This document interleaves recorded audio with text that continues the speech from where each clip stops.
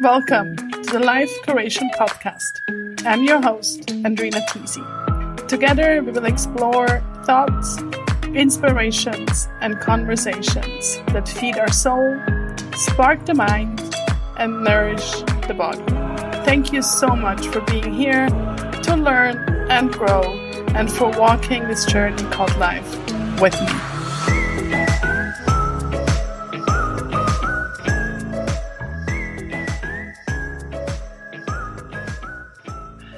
Hello, welcome to another episode of the Life Curation Podcast.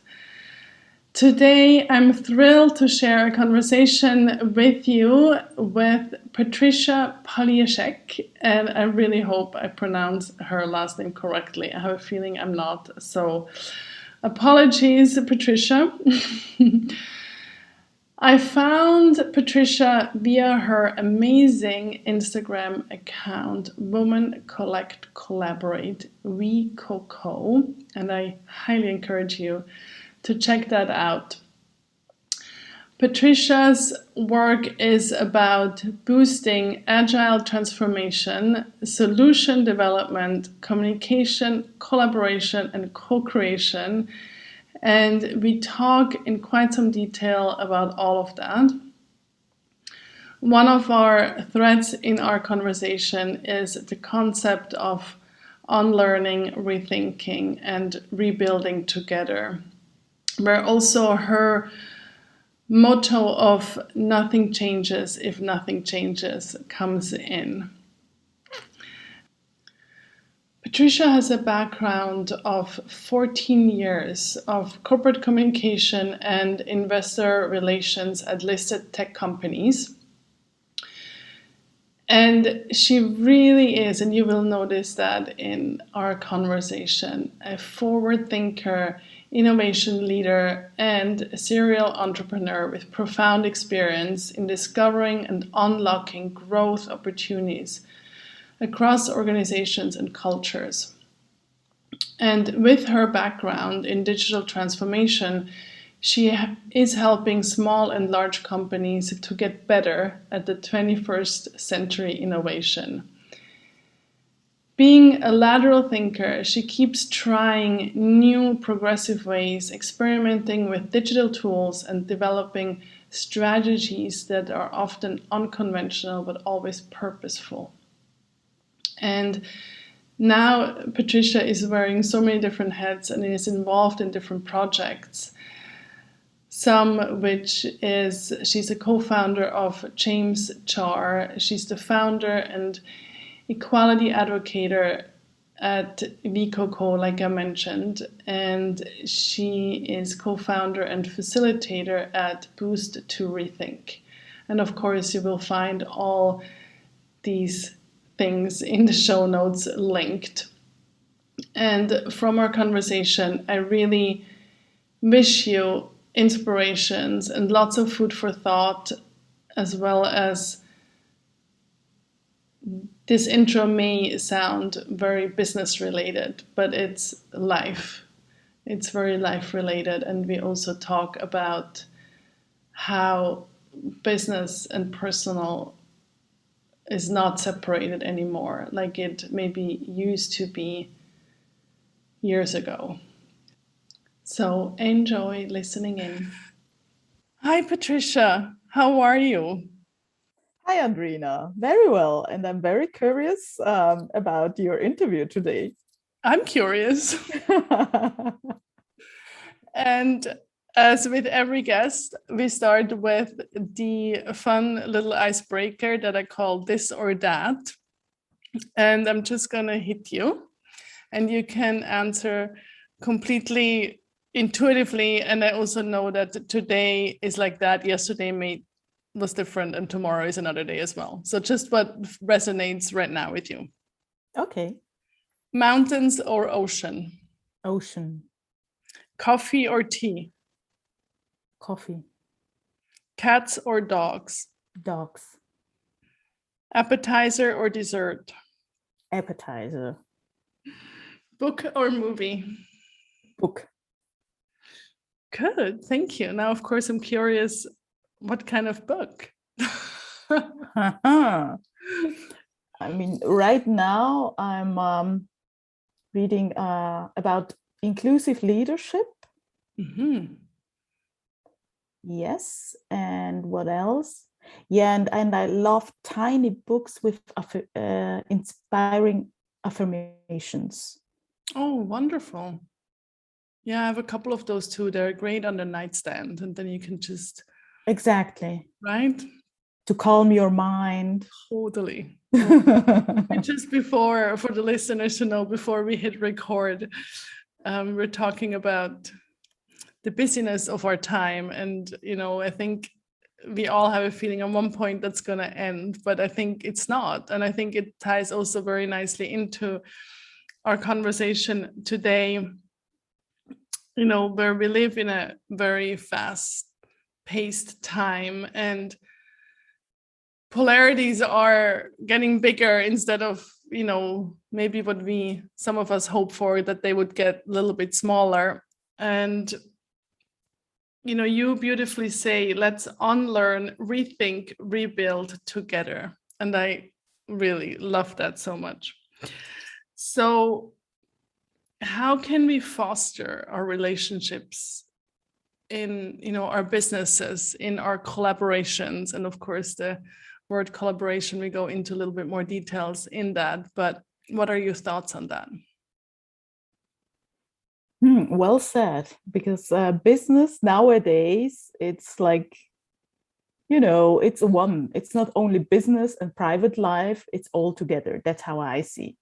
It's like, you cannot balance them. You can just choose the way you want to live your life, and you have only one life, right? And when it comes to new ways of collaboration, what you were asking for is, from my perspective, and this is a very personal story, it's mainly about curiosity and being open whatever comes. That means that you are not open to know already what you expect, because this is not really being open, but really open for different perspectives, different opinions, all kind of differences. Like we people we are all different, and this is the main asset of humanity. Yeah, it's not too big. It's the main asset of humanity, and the question is, how do we embrace it? And the million dollar question.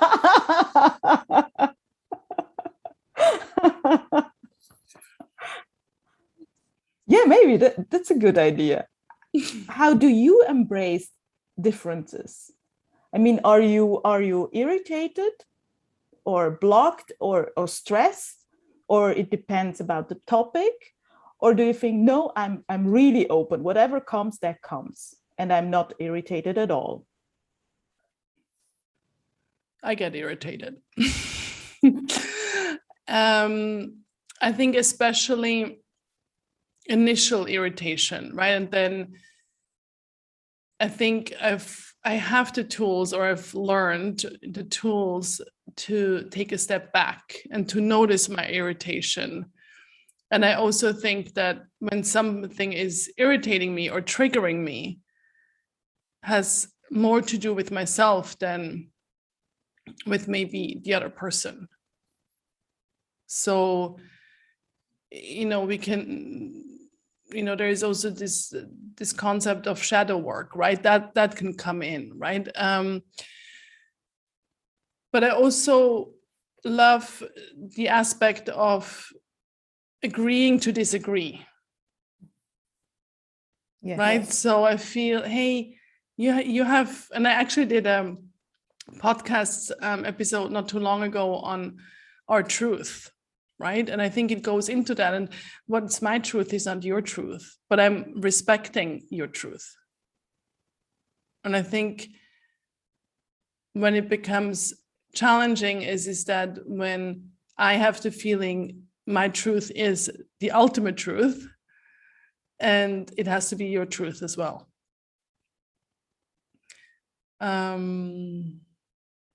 Yeah, that's my thoughts. Do you get irritated? Yes, definitely. I hope a little bit less, since I was very curious to find out more about that. My story is maybe to explain my background a little bit better. Yes, I would love to, actually. I have that on my it's perfect. Not my business background, but as you know, I'm an immigrant. Yes. In 1981, my parents decided to leave the communistic Poland and come to Switzerland. And at the beginning, I didn't know a word in German, not Swiss German. It was really hard for me at the beginning because I wanted to communicate with other children. How old were you? 6. Yeah. But first I had to learn the language. And this might be something interesting. What happens when you don't know the language that someone else is speaking?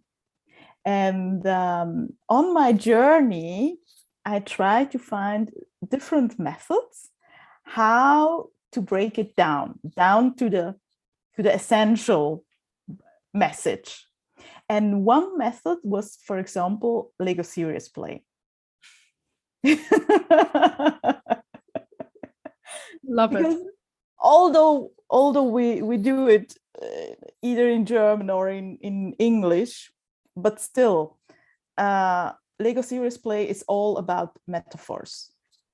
That means whatever you think or whatever your opinion is about something, or your vision, or your idea that you want to share with others, you do it with a model that you have built with Lego bricks. Okay, and you explain everything by referring to this model and not to your personal thoughts or opinions. It's like you take out the tension in the room, especially when you are in a business environment and people or the management is speaking about the strategy. They do believe they speak about the same because they see the same PowerPoint slides and the same strategy papers, but that's not. And it's so powerful to use this metaphor and to create a true common understanding. And I would say, I never tried it actually. This might be a very interesting experiment, trying it with people who don't know the same language, but sharing their ideas with this Lego serious play models.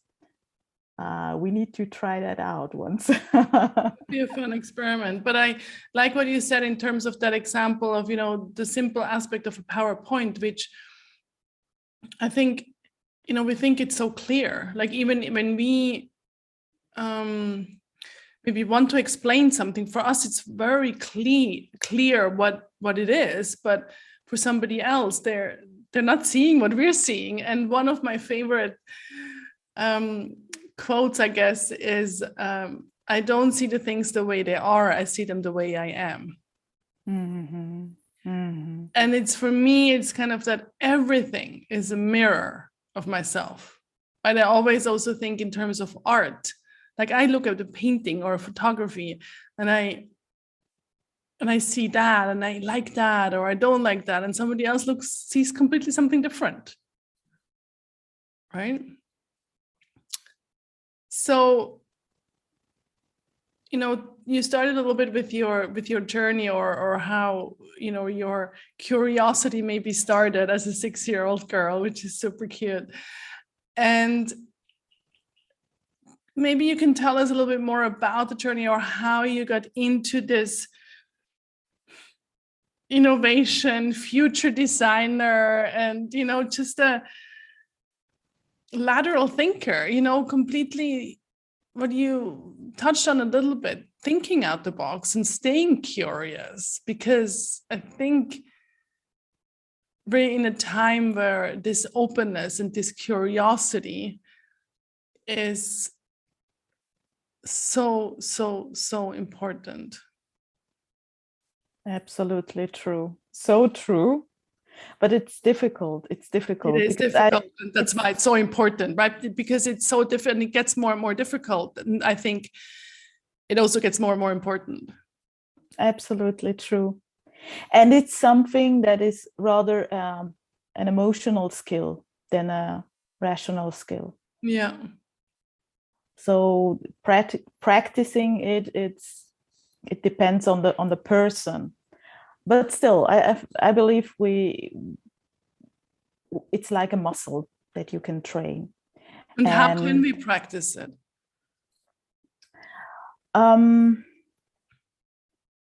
Good question.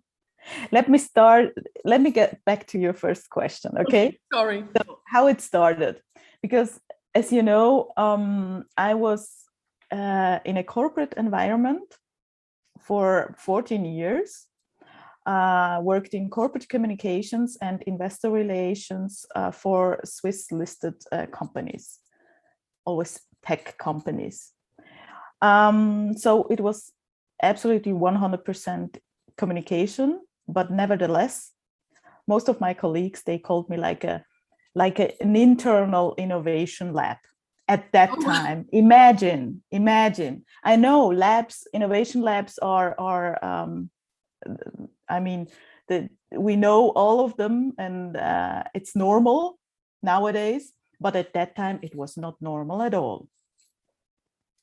A couple of years ago, when I decided to leave the corporate world, I thought that I need to continue in communications.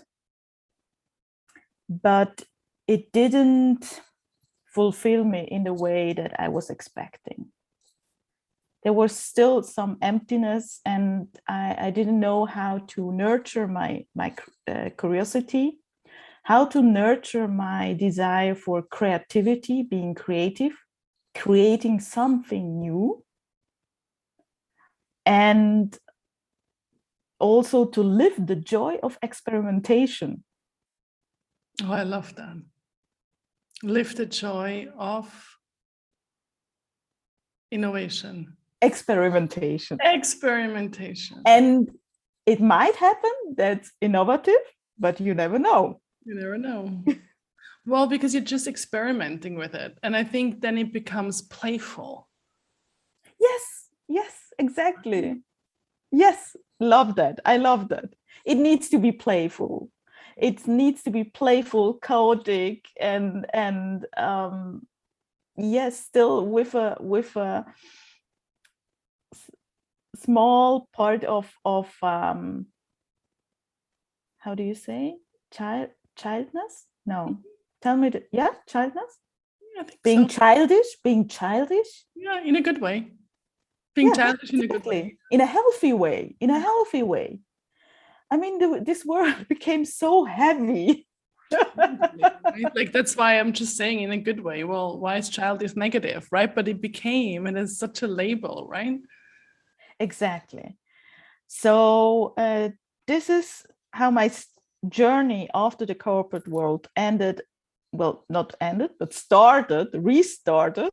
You see, I did the same procedure, what I claim for others, to unlearn, to rethink, and to rebuild together. So this is where my journey started. For myself, to unlearn, and I'm still on this journey. It's never ended or finalized. It's something that you practice, because you asked, how do you practice this muscle? I try, I fail, I retry, I fail maybe again, then I retry again, and then I learn.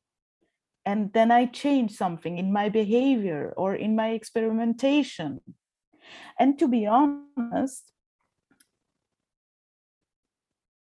the creating an Instagram account called Women Connect Collaborate was like the initial point, which gave me a channel for my voice. I was not courageous enough to speak out loudly as Patrycja, but I was courageous enough to speak out loudly as Women Connect Collaborate. Well, it's courageous to be honest about that. Today, yes, you're right, today. It's a beautiful Instagram account, and of course we'll link it. Anybody follow it. It's absolutely amazing. I love it. Thank you. That's how I found Thank you. And you see this amazing gift that I received thanks to this channel that allows me to share my thoughts, my beliefs, my ideas.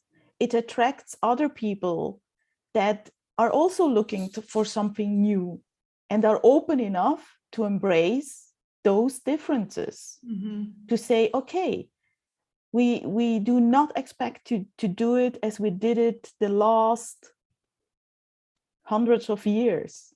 We want to change something. And I think,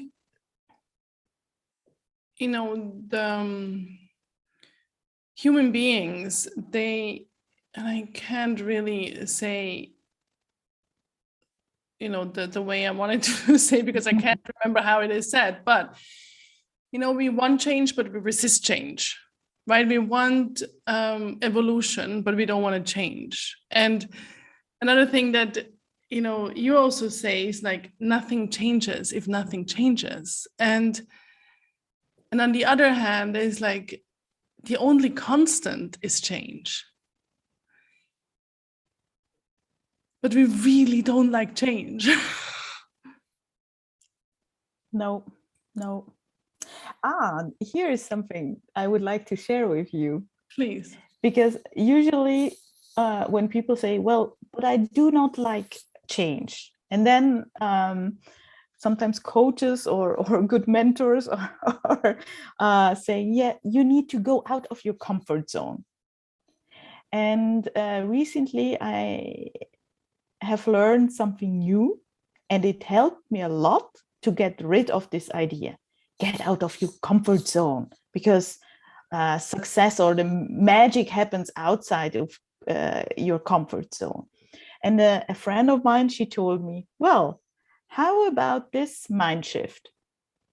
Let's enlarge our comfort zone. Let's make it bigger. And I love that. I feel much more comfortable with that, because I still stay in my comfort zone where I feel well, I feel powerful, energetic, and creative, everything in a positive way. And I constantly enlarge my comfort zone. That's fantastic. It is. It reminds me of traveling when we widen our horizon. You know, traveling for me is always like a widening of horizon. Yeah, like not only like literally, but also in my mind, in my heart, but I also come back to my home. You know, so I think that I just had to think of that when you said that, and I love that. It just makes everything bigger, and it seems more spacious. Right. Exactly. So I do really like that as well. For you, what is the difference between collaboration and corporation? No, sorry, collaboration and co-creation. I will tell you. Tell me. May I ask you to share your understanding? Yes, absolutely.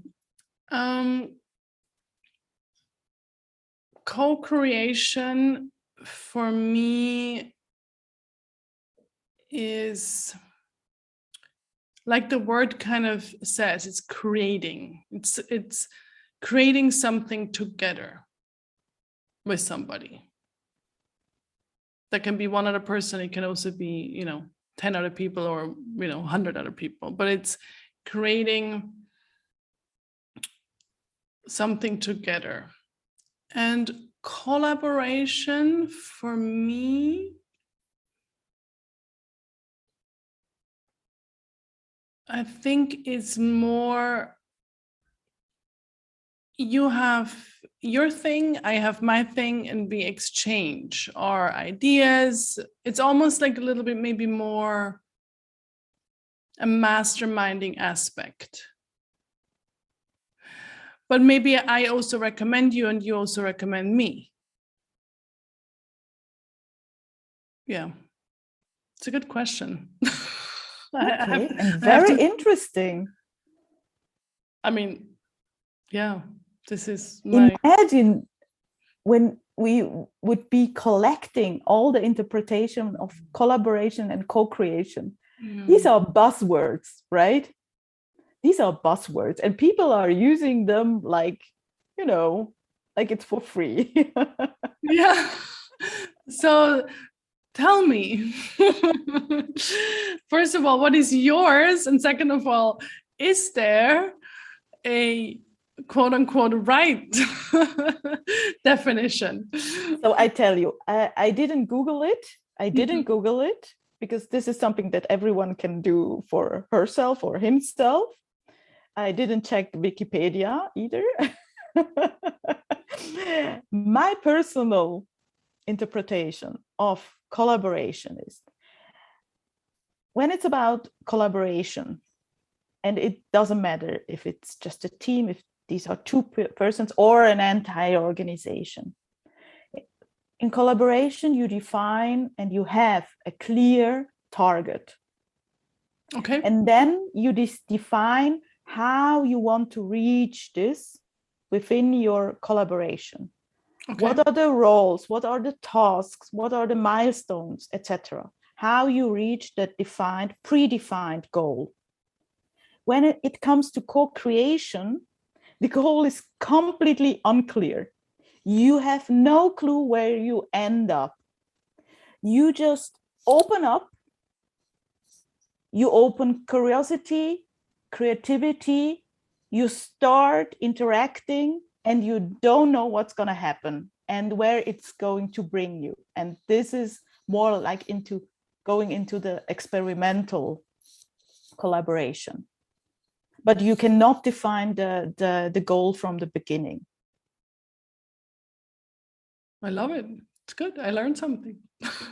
Well, it's my interpretation. You can Google it afterwards.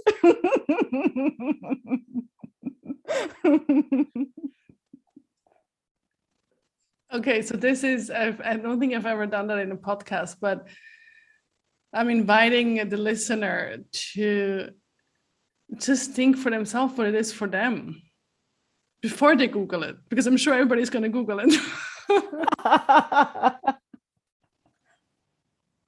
Yeah, and that comes back to what you said at the beginning, we're all different. And it comes back to the PowerPoint, right? You have collaboration on the PowerPoint, and you have co-creation on there. And then you have 50 people in the room, and you probably have at least 25, probably 50 different answers, right? Exactly. And imagine now why collaboration became so important during the last 1.5 years. Because suddenly you have more players. How I understand players is in the meaning of not only human beings, but also machines and tools and channels. And we just started to collaborate on those tools or with these tools in these channels without agreeing how we are going to use them. And this is now the most common case during the last months that I'm trying to support with, just to define, okay, how are we going to use that tool? You understand it like this. You understand it differently. Oh, what a surprise. And that's why so many people are frustrated about collaboration. Can you explain it a little bit more? I'm not sure if I'm understanding it right. Well, in the offline world, yes, when everyone was not at home, but at the office, where you could exchange your perception of someone's behavior, let's say in the email or in the messenger. You were always able, more or less, to clarify it at lunch or during the coffee break, to speak to that person. Why did you do that? Or why did you define it like this? I do not understand. And right now, people are more confused because they don't have these tiny clarification islands, you know, and they just collect it, and they are more and more frustrated. Yeah, because they also, then the frustration builds upon each other, right? Like if a misunderstanding is built upon a misunderstanding, and then you don't understand each other, but you don't understand where the misunderstanding is. Exactly. And then you come in and you like try to make the mess unmessy. Totally. But you see, this was my eye opener this year. Wow, how close is new work to communication? Because here you have to connect the dots and let the information flow. And you just need to find a new way, okay, in a virtual environment, how do we make sure that all the necessary information can flow? And how can we make sure? I made the experience, you cannot really force people to share the information, because it has also a lot, well, in the corporate environment, it has a lot to do with politics and psychological safety. It's still a game, unfortunately.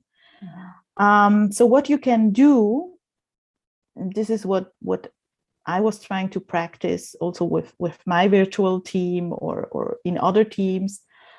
Okay, let's plan also meetings or virtual meetings, chats, but totally private. Nothing about the job. Why is that? Because this is one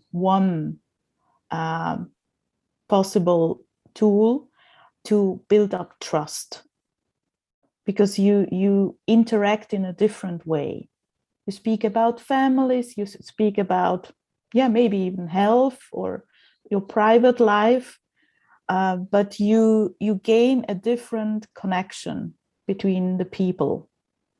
And trust is so important. As soon as you build trust, the information flows naturally. Naturally, yeah. Yeah, I've heard it from different companies that they exactly tried to do that, like the coffee break, or, you still have lunch together. And I mean, now it's,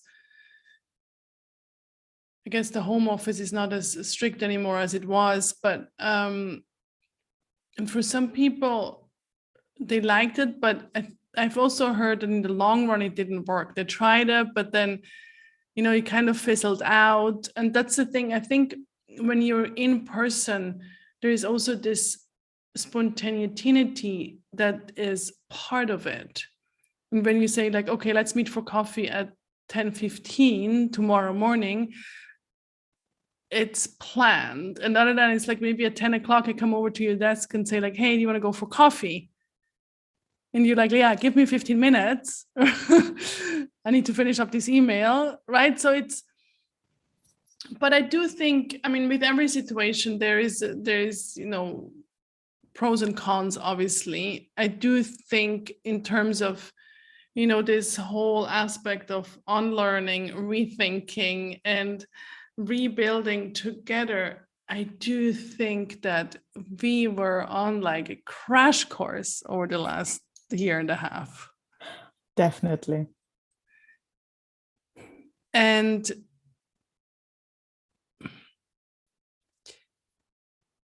I think also to be gentle with ourselves, not to, accept or think that we need to have it figured out right away and everything, because it's a completely different situation than 2 years ago, right? Nobody thought that we would be where we are 2 years ago, right? You touched on a little bit of cooperation, and I would like to also see your thoughts on, of course, we have like the big corporation, we have different forms of organizations, but we also have startups and solo entrepreneurs, and maybe they have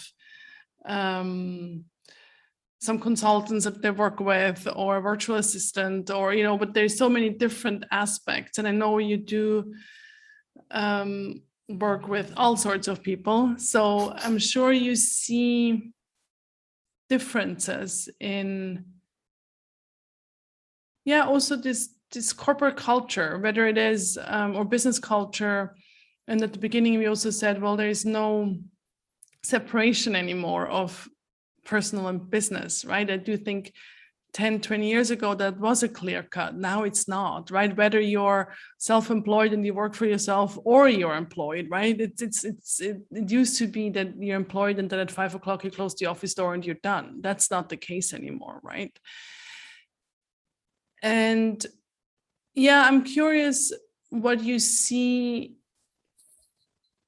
in the different aspects of those different work environments.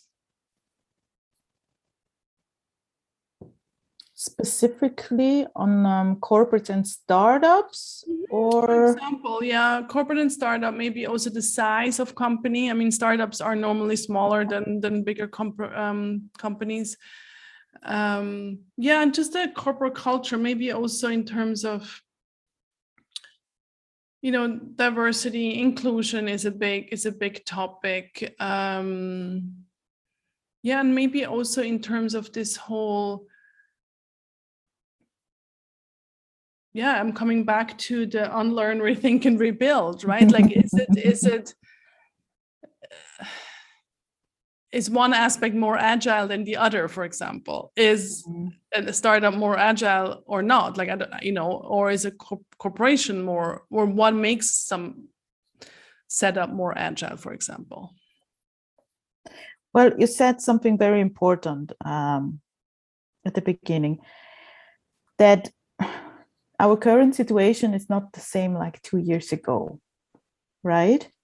And what I'm observing, that not only startups, but also corporates, larger companies, worldwide companies are really, really trying their best to turn around the big ship. And it's a large ship.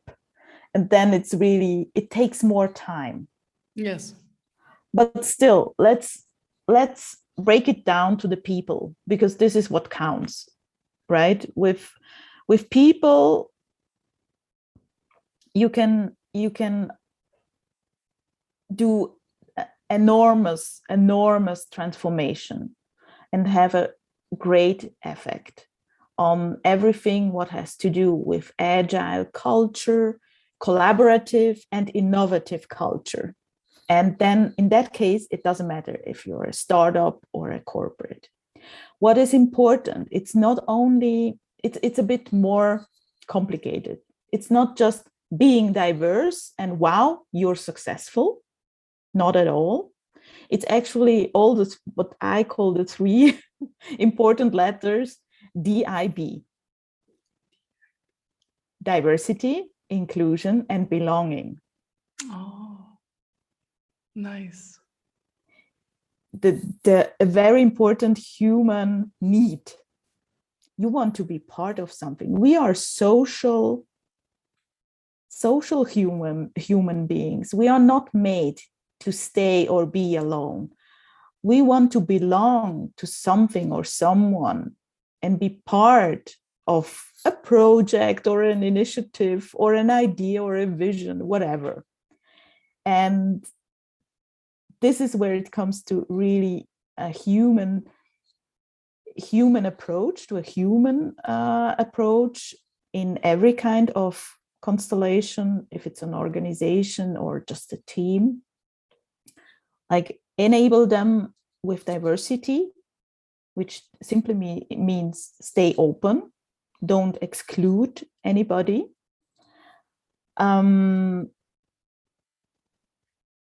And this is not only for the quota, huh? It's not like having all different kind of cultures or skin colors or genders in your team, not at all. It just being open, and then inclusion comes naturally. Actually, inclusion makes the diversity work. That's how I see it. Because inclusion says, okay, we embrace the differences. We are open and we listen to each other. And what comes in my mind is really what I learned during my facilitation trainings, that really like working alone together, allowing to work alone together.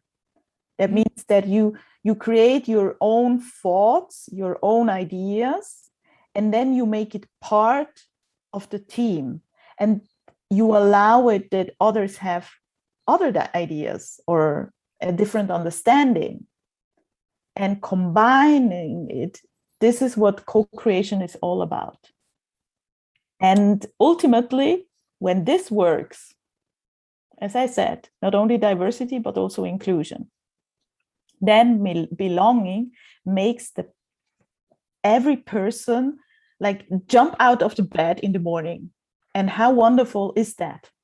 When you're really passionate about what you do and what you do with others together. When I still worked in corporate, in hotels, I always, or not always, but I learned over the years that it doesn't matter which hotel you work for. I was like, I can work for a 2-star hotel, the most shiniest hotel on Park Avenue in New York. It doesn't matter. What matters is who I work for and who I work with. And I think that's exactly what you're saying. And then it becomes personal. And that's why it's not business or personal. Exactly. How wonderful is that? I love it. So if you find the bodies that you can cope with them, every challenge that comes to you, how wonderful is that? It is absolutely. I mean, I have some co-creations and collaborations, and it's so wonderful when you can kind of steer the ship together, right? Absolutely. And it makes it, because then you also know, like then that comes in belonging. You're not alone, right? And sometimes, like especially as a entrepreneur and making decisions every day, like a gazillion times, right? And it's so nice to sometimes be like, hey, what do you think? Yes. And sometimes it's not always helpful to get the feedback from a family member. No. Sometimes it is, but sometimes it's not. Exactly. Well, but sometimes it's also, and I think that also comes back to, the beginning, what you said, this curiosity of being bigger, because sometimes we are also in our bubble. And maybe then we also have the people in our circle that are in the same bubble. Yes. And then an outside person, right, whether that's family or not, is maybe not in that bubble, but can also poke a little bit and say like, hey, have you thought of that, or have you looked at that, or and of course then also, like, of course, consulting and coaching and all that also comes in, because we then learn to maybe look at the ship from a different angle. Yes. Right. And then again, we relearn, right? And then the whole cycle restarts. Absolutely. It's never ending. It's never ending, because the moment we think we've figured it out, we learn something new. And I think that's also, embracing learning, I think it's also, I love it, but of course sometimes it's also exhausting. Right. So for you to stay on this journey, right, I always kind of towards the end, and I think we've had a really wonderful wrap with this last kinds of, for me, aha moment. But for you to stay on this journey and to, you know, be in this open-minded and to kind of seeing the big picture and allowing the comfort zone to grow. Do you have a mantra or a motto that kind of guides you? I believe one you have already mentioned. I did. told you, well, I have these tiny books with affirmations, so I feel quite fast inspired by something. Just read my Instagram feed and then you know. But yes, you're right. I mean, my trigger, my personal trigger is really nothing changes if nothing changes. And this is really an important part of experimentation. You put one brick somewhere else, or you change an element and you have a completely different outcome. And this is what I love. And for this, we need also courage. And I try to be courageous every single day. Yeah.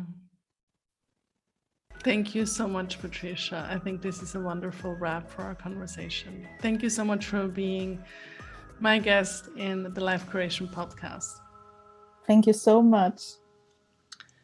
One of the things I love about doing this podcast is that I get so inspired by my guests, and every time I learn so much.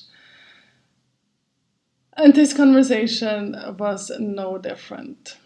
I love so many different aspects of this talk, and I'm really happy that I'm able to see Patrycja in person in a few weeks so that we can continue this conversation. And my big takeaways from this conversation is really allowing our comfort zone to expand. Embracing our journey of unlearning, rethinking, and rebuilding. And to keep remembering that my reality is not somebody else's reality. So, my dears, I really hope this made you feel courageous to embrace change, big or small, and to one more time learn that nothing changes if nothing changes. And to also be soft with yourself in the process of the constant flux and change. In the show notes, you will find all the links to learn more about Patrycja and the wonderful work she's doing in this world. Thank you, thank you, thank you so much for being here and for allowing Patrycja and I to be in your ears and to witness our thoughts and also our processes. Much love to you, and see, hear, talk to you soon.